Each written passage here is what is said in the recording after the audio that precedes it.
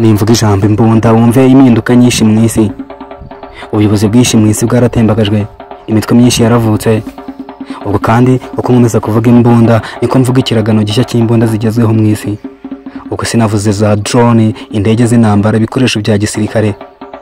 Oya, nimvuga imbunda wumve ihirikwa ry'ubuyobozi. Abajenerali benshi bariyimika bakoresheje imbunda.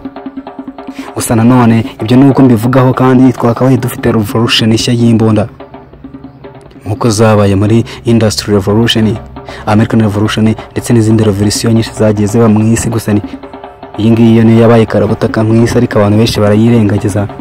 Nizo zindi zabaga barayikoreshaga imbunda. Niyo mpamvu uyu munsi mu kiganiro One Step Show ngiye kukugezaho imbunda z'ubwoko 5 zigezweho mu isi ziri gukoreshwa n'ibisirikare byinshi. Ubwo kandi niko bagiye bacura bwenge mu nganda zitandukanye mu bihugu byabo, barazikora, baramanuka bakora kubagera ku mbunda ntoya cyane, uyifata ukayishyira mu ikoti ukayihisha ku buryo ukurebye ubu wambariyeho atamenya ko uyifite. Gusa kandi ubwo niko iyo ifunguye ugakora kuri trigger, urufaya rw'amasasu 1000 bisohokera icyarimwe. Iyo nta yindi ni imbunda yo mu bwoko bwa Uzi, imbunda y'Abanyayisirayeli. Iyi ngiyi kandi n'ibisanzwe wayikoze yaragambiriye guhereza igikoresho Mossad nk'ubutasi bwa gisirikare bwa Isirayeli bukomeye mu isi kugira ngo baze babasha kwivuna umwanzi. Iyi ngiyi kandi yarakoreshejwe cyane mu ntambara ya Isirayeli yarwanagamo n'abaturanyi babo. Iyi ngiyi yo nk'impinduka rigaragara cyane mu isi mu ntambara, ku butegetsi bukomeye, ku bajenerali bakomeye mu isi, mu mitwe ya gisirikare, mu byihebe ndetse no mu basirikare ubwabo, ndetse kugeza kumanuka hasi ukagera no mu baturage ubwabo barazifite. Iyi ngiyi ni automatic weapon yo mu bwoko bwa AK-47. Iyi ngiyi ni imbunda y'Abarusiya yakozwe n'umugabo bita Kalashnikov. Iyi ngiyi mu kwihanganira ubukonje cyane cyane ku munwa wayo ndetse kugeza ku bubiko bw'amasasu bwa magazine.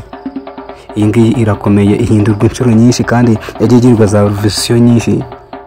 Iyi ngiyi mu kinyejana cya 20 ndetse n'ikinyejana cya 21 mu mbunda yisha abantu benshi kugipandura, ndetse ngo bagiye kubara imibare basaga miliyoni, bose bapfuye banyuzwemo n'isasu rimwe ryonyine ryo mu bwoko rikozwe kandi rinyuzwemo ririshwe na AK-47. Iyi ngiyi ni imindura yose, indura y'amateka n'intambara muri rusange.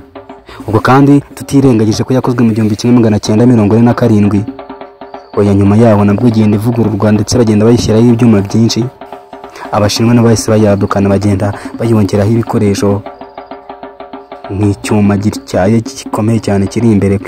Ku mwanya wa gatatu turahasanga iyi ngiyi yitwa M16 cyangwa se M4.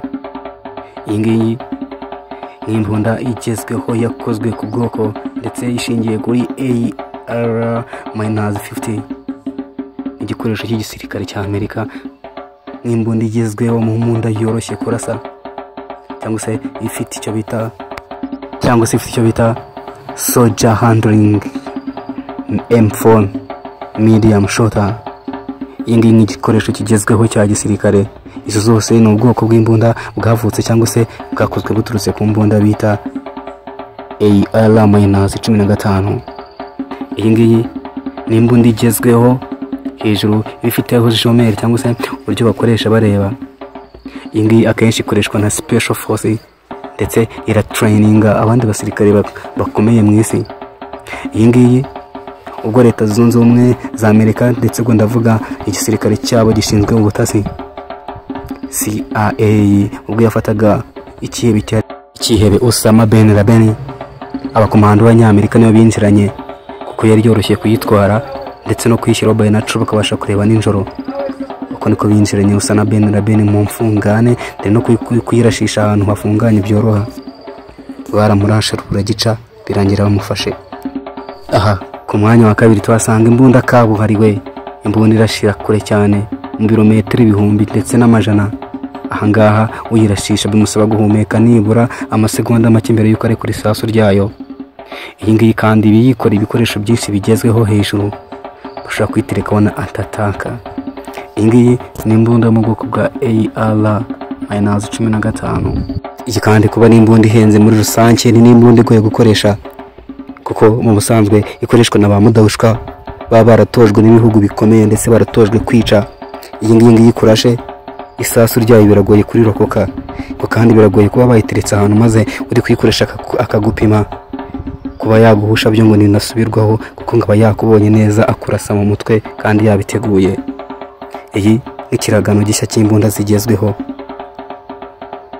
Ku mwanya wa mbere turasanga imbunda igezweho, imbunda ihenze, imbunda no kuyibona ubwayo biba biteye amatsiko, icyifuzo cy'abasirikare benshi kuyikoresha, ndetse ikibazo gikomeye ku byihebe. Iyi ngiyi ni imbunda yitwa FN Scala, imbunda yatangiye ikorwa n'Ababiligi ndetse n'Abanyamerika baza kuyikora. Iyi mbunda ushaka kumenya amasasu yayo uyikoramo, ibi wayibaza ibyihebe byo muri Afghanistan ubwo Abanyamerika bayikoreshaga. Si ibyo gusa kuko special forces zo mu isi zose abenshi bifuza gukura zino mbunda. Imbunda zigezweho, imbunda zirasira kure, imbunda ziba zigoye kuba wamufata ngo uyimwaka cyangwa se ko wamugera ayifite. Niyo mpamvu bayiha umuntu wayitrainze neza, kandi kenshi mu isi ihabwa bita special force. Abangaba ni nayo mbunda abasinevas bo muri Amerika bakoresha. Nk'ikinyejana gishya cy'imbunda giserukiye izindi mu binyejana byose cyangwa se muri revision zose z'imbunda zabayeho. FN Scala, imbunda y'Abanyamerika ndetse n'Ababiligi n'Abarusiya, Abongereza utabibagiye nabo barazifite.